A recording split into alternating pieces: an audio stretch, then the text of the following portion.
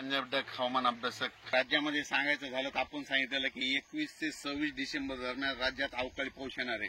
पण बऱ्याच जणांना वाटतं की लगेच 21 तारखेला, पण सांगायचं झालं तर 21 आणि 22 तारखेला यवतमाळ जिल्हा, चंद्रपूर, वर्धा, गडचिरोली म्हणजे छत्तीसगडच्या त्या भागाकडे पाऊस येणार आहे, म्हणून हा अंदाज लक्षात यायचा.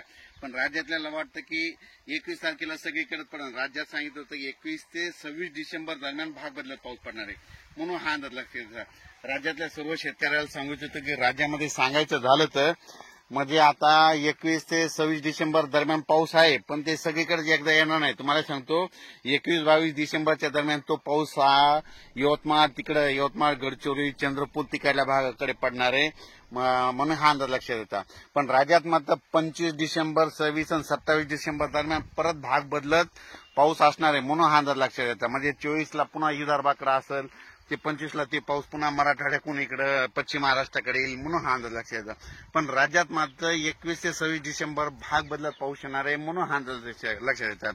सांगायचं झालं तर राज्यात सांगायचं झालं तर 21-22 डिसेंबर दरम्यान यवतमाळकडे राहील. 23ला तो पाऊस परत तिकडे नागपूरकडेच राहील आणि 24ला थोडं पुन्हा वातावरण चेंज होईल आणि लगेच 25ला पुन्हा मराठवाडा आणि इकडे म्हणजे जळगाव, संभाजीनगर, इकडे जालना